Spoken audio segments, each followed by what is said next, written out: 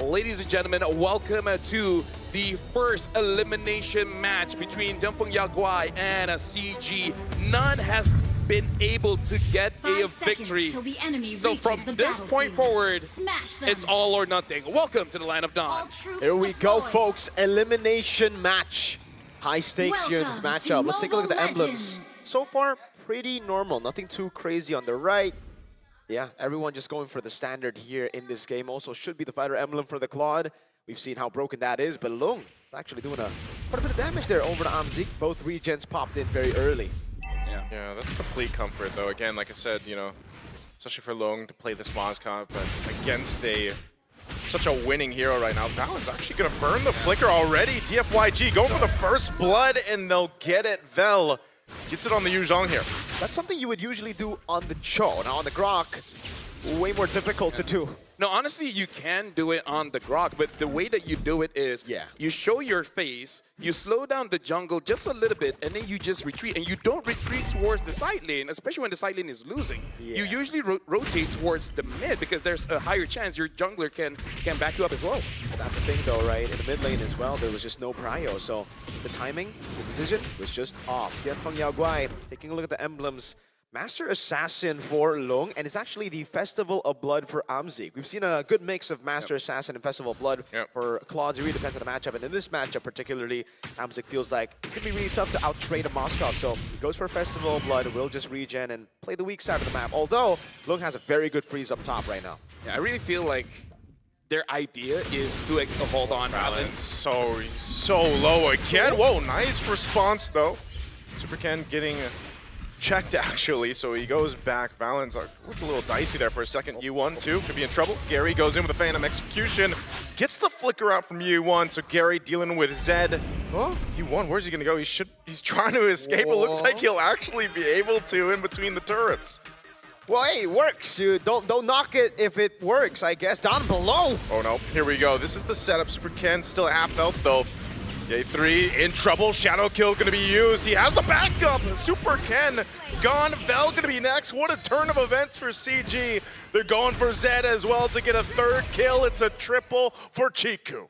Yeah, honestly, that's amazing. Good timing, and this is why we wanted more of a playmaker for year 3, able to get good trades, and then good rotation coming in from Chiku. Now, DIANFENGYAOGUAI, I don't think they can really contest this. Right? Yeah, probably shouldn't. But either ways, U1 has to be careful, man. Like, that kind of positioning on that Valentina, you should not be doing that. You cannot give more kills to CG, like, without them trying. Yeah, mid prio again now has gone over to CG eSports. I would say very, very sloppy as well from Super Ken there. Goes for the quad shadow, but delays the quad shadow. I understand what he was trying to do, but in this position, it's either you go in full or you back away. Because if you delay the quad shadow and you go shadow kill earlier, you saw he was just stuck there. Yeah, the quad shadow was down right as the shadow kill came out. Not only that, but also the consideration that after the patch, right, it's a little bit shorter distance with that quad shadow, and it's just, it doesn't feel as good, especially if you get trapped and the timing's off there. So definitely want to readjust, because with all that happening, speaking of that triple kill that goes in the hands of a Lunox for Chico, who, you know, you get scaled up quicker. That is just so much better. There's not that many tanky heroes at all from DFYG, so that burst from Chico alone is actually going to be a threat. Now, honestly, like, those 3 kills, giving a very early glowing wand for Chico here is big. And we got to say big where. It's big on Vel, especially. And Vel needs to do good around those turtles. So at this point, CG should win all neutral objectives, just because that Yuzhong is going to have a hard time actually staying alive in the front. Yeah, that's why we were thinking of the Lunox pickup for DIANFENGYAOGUAI. I guess Yi1's just very uncomfortable on that pick after yesterday. Yeah. And now, Vel gets the 100 strike, but that's a very quick War Axe by Gary. 2 levels ahead of Super Ken, by the way. This is a big problem for DIANFENGYAOGUAI.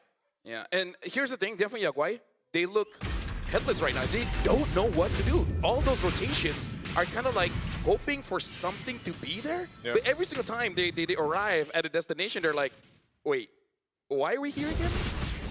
Yeah, definitely. Again, you guys can let us know who will win this retreat battle. Is it going to be Gary or Super Ken? Vote in the chat. It's probably going to come down to this fight again for the turtle positioning and just this delay here from CG. Black Dragon form going to be used. There's the kick too.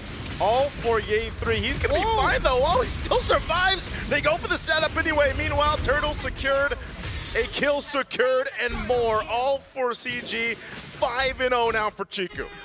Oh, and Yuan is there. Looks like will not be caught by Valence, and this is the big problem. Oh, at least Bell gets you 3.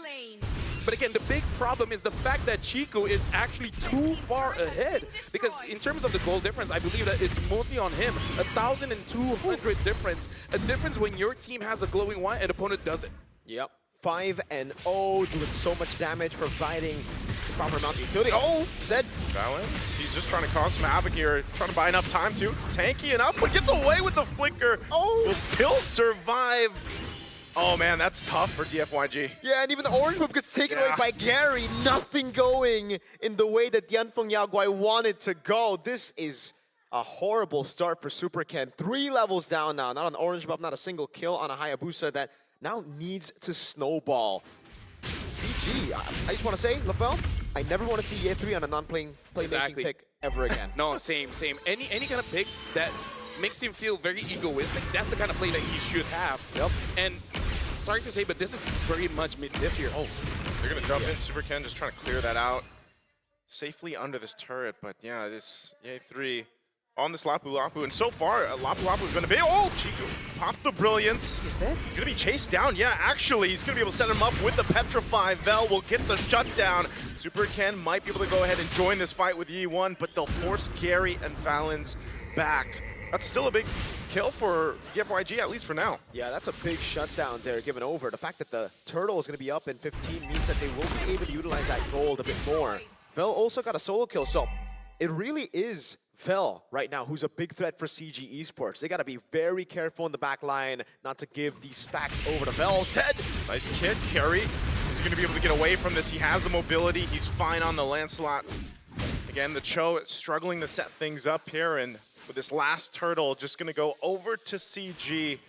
Valens might just continue to try to delay Super Ken in the jungle. Yeah, and the big problem here is that the fact that Amzik has not been disrupted at all. Like, CG is looking very scary now. Once Amzik, honestly at this point, even gets 2 items, it might be too much for DIANFENGYAOGUAI. It's really, really tough. Now Vel walled off Fury's knife. Yep, tech charge in. Vel gets just closed in with the wall, that rampart. So Vel being one of the forefronts of this lineup right now, just getting taken out. The gold lead continues to build. Yeah, Mirko, look at the jungle gold difference here. What does DIANFENGYAOGUAI have to do?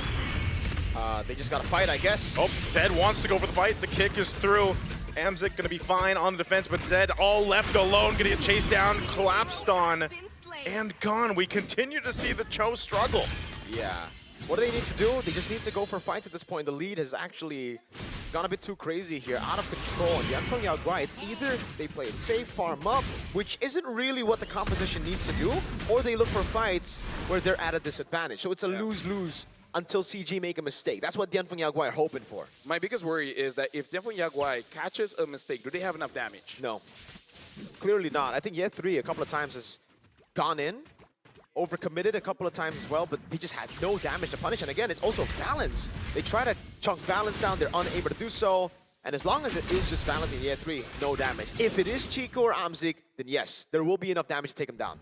Yeah, and I feel like that's the biggest problem for DIANFENGYAOGUAI, which makes it a bit awkward for Zed as well as Vel. It's not that they don't want to go in, but they can't. They kind of feel like if they do, they might set themselves up for failure. Well, that's already what's happened to Zed a few times.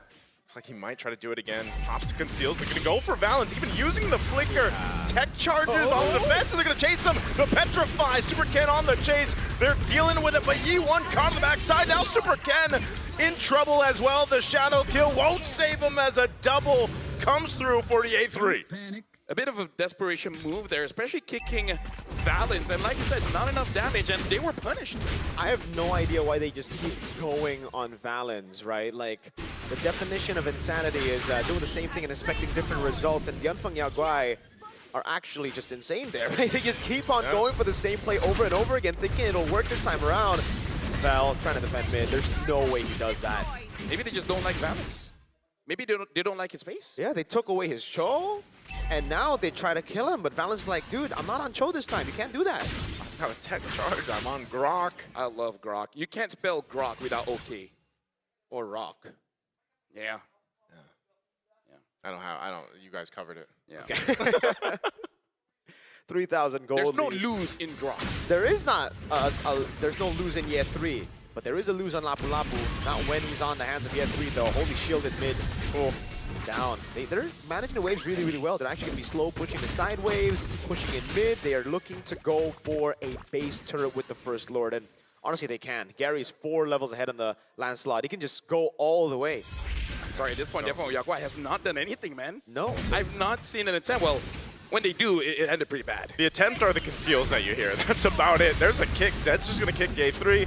They want to deal with this. Vel is gone, deleted, dusted, and gone again. Double kill. Yi1 going to be in trouble trying to get away as Ye 3 chasing down. They still have the Lord. Even with Chiku gone, CG might want to end it here. They have enough damage. There it is. Amzik finally being able to shine, and Gary will clean up the kills as they go for one more. A shadow kill to delay it, and that will be game 1 going over to CG eSports. GG CG match